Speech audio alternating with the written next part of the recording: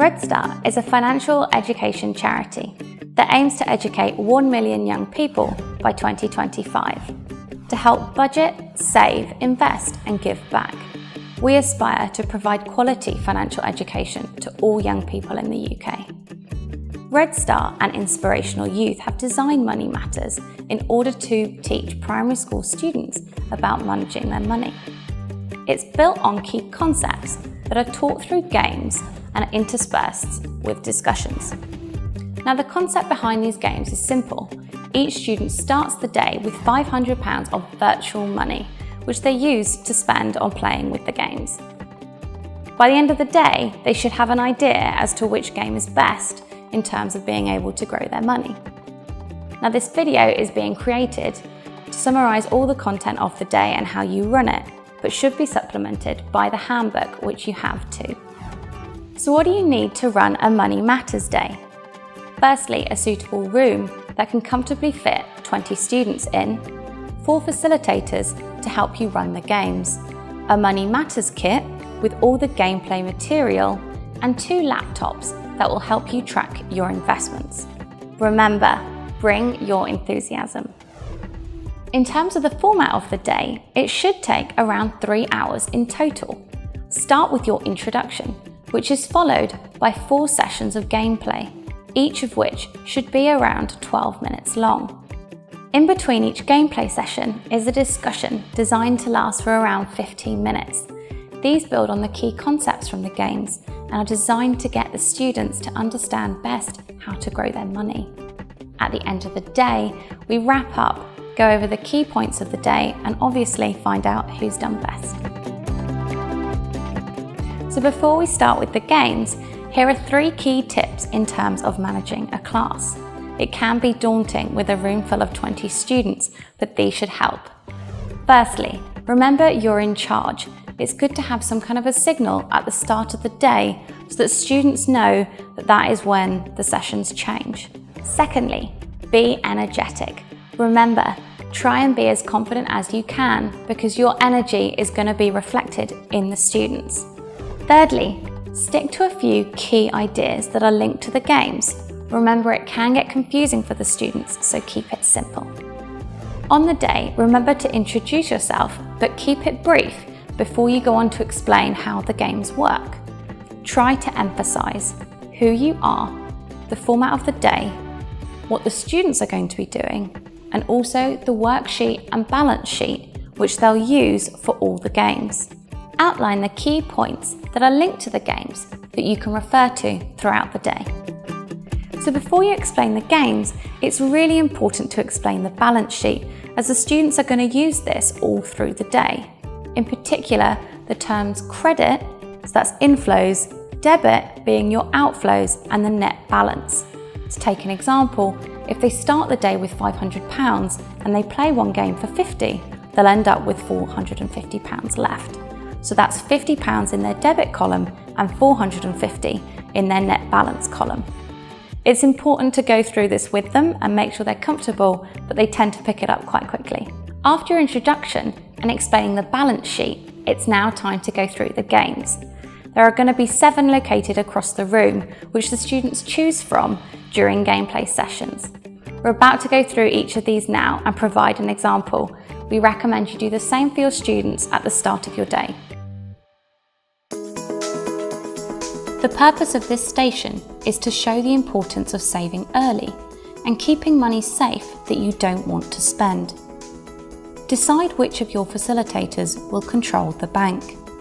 The bank is where students can save money and earn a small amount of interest, a thank you from the bank for letting you keep their money.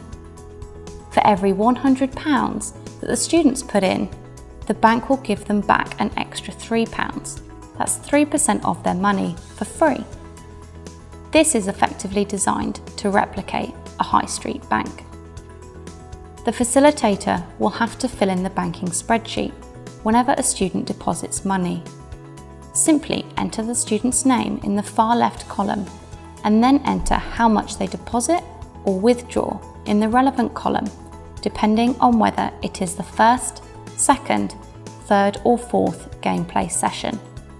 The spreadsheet then computes the interest earned for you automatically. Make sure you keep the explanation simple. Don't be tempted to go into too much depth on interest or percentages. At the end of the day, you should return all their money to them, plus interest to add to their total. The power of compound interest is illustrated at this station, as you can reinvest your winnings along with your original stake, so the next return you earn will be larger. A facilitator should look after this game. This game shows the benefit of building your money slowly but consistently for a long period of time. You'll need a spreadsheet, measuring tape, and stopwatch for this game. As explained in the handbook, the idea is to build as many towers as possible in succession without them falling over. When a student has paid £50 to play, they get 30 seconds to build a tower. If they build it to 25 centimetres or higher, they earn money and get the chance to build another tower in 30 seconds for free. They can keep going as many times as they like until they fail to reach 25 centimetres within the time limit. They must choose whether to build big risky towers which might fall over, or small safe towers which you can build a lot of. Here's an example. After 30 seconds, measure the tower to see how tall it is. Input the height into the Built to Last spreadsheet and the student's return will be calculated automatically. The higher the tower, the more money they earn. Then, the student gets another 30 seconds to build another tower. If this one falls over and they can't rebuild it in time, then they get the return earned up until that point, but no more. To play again, they have to pay again. Easy money is all about the risks of lending money to people you don't know. This game does not require a facilitator. Essentially, Ricky is an individual who offers students the chance to double any money they give him by the end of the day. For this station, students give their money throughout the day to Ricky by filling their name on the Easy Money form in the hope of receiving double by the end, but actually, at the end of the day, they are going to get nothing. It's good to build up a bit of a story here, but try not to give too much away. Pretend to take a phone call from Ricky after each session with an update on his investment of their money. It's all going very well until the final gameplay session where he calls and says that actually he's lost all of the money. Clearly, this game is a scam and is trying to trick students and emphasize that you shouldn't give your money to someone you don't know or trust. The return, made from fighting fit, becomes easier the more you play. A facilitator is required to chaperone this station. This game shows the importance of hard work. You earn money by doing exercise. Each line on the exercise card represents playing a separate game where you pay £50 each time. The students start off by doing 20 burpees, whereby the more you do, the easier it gets to earn money. Then students go on to do 15, then 10, then 5, and then they only have to do star jumps. Students should use an exercise card when the facilitator can mark each time they complete a challenge. This game is designed to show the risk and return characteristics of investing. Option 1 is easier to play, but you win less. That's lower risk, less return. And option 2 is harder to play, but you could win more, so higher risk and higher return. A facilitator is required to chaperone this station. So students have two options when playing, easy or hard. The easy option costs £20 to play. The students get 3 darts each, and have to land them anywhere on the board to earn a return of £10 per dart.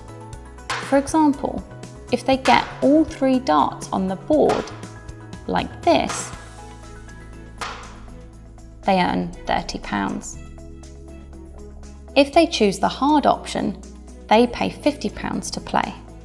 They have to get the darts anywhere within the middle circle of the dartboard. They will earn £40 for each dart that lands here. For example, if 2 darts land within the circle, they will earn £80. Note that if they hit the bullseye, they don't get anything extra. This is a game that one of the facilitators can supervise and costs £50 to play. The key concept is again risk and reward, where the odds are stacked against the students, but they can double their money and win £100 if they are successful. The students play the card game 21 against the facilitator. The student is dealt 2 cards to start with, and they play first. The aim of the game is to get the sum of the cards to be as close to 21 as possible. In this example, they have 18. The student can choose to take another card or to stick with what they have. Note that any picture cards are worth 10. The facilitator then plays. However, they get to play 3 hands. The facilitator here has 15. They can choose to take another card or to stick. They'll take another card here. Here, the facilitator has gone over 21, so is bust. However, they get to play another 2 hands to try and win. An ace is worth 1 or 11, so here the facilitator has 21 exactly, which beats the student's 18. The facilitator has won, so the student doesn't get any return and has lost their £50 for playing. Note that in the event of a draw, the facilitator also wins. This is a very simple way to borrow money from a friend. The key concept is only lending money if you think someone will pay you back. For example, Michaela lends £100 to Keir. Note that students can only borrow money from one another if they have reached a balance of £0. The amount borrowed and the names of the borrower and lender must be clearly written on the form. This game has clear links to the principles of borrowing. At the end of the day, make sure everyone has paid back money to anyone they lent it to. So for your games you use the balance sheets, but for these discussion sessions you're going to use the worksheets. Try and keep these sessions conversational and remember to give them pointers that are linked to the games and that are effectively going to be the takeaways. We're going to outline these 3 sessions now. So for session 1, try to set yourself a budget. Do you have a goal that you're trying to get to? Are you trying not to lose any money? Are you trying to gain a certain amount of money? And for the money that you're not spending, where are you going to put it? We recommend the bank. So for session 2, maybe try and think about compound interest. Your money can grow if you leave it in a safe place for long enough. Also think about the risk and return characteristics of what you're doing with your money. What's the chance you could lose it? For session 3, it's good to think about lending and borrowing money. When might you do these things, or when wouldn't you? Try and think about the pros and cons of each. At the end of the day, remember to keep your conclusion brief and simple. Don't forget to tell them about Rich Ricky's scam and the importance of trusting people before you give them your money. In terms of the winner strategy, discuss it with the class and remember to link it back to the key concepts that you've been discussing throughout the day. Overall, the most important things to remember are to keep it simple, keep it energetic, and have fun. All the details, setup and training information can be found in the Money Matters Handbook for your reference. One thing we would appreciate is any feedback that you have. Please let us know if you think there's anything we can improve on or what worked well for you. Finally, have fun and thank you for volunteering with RedSTART.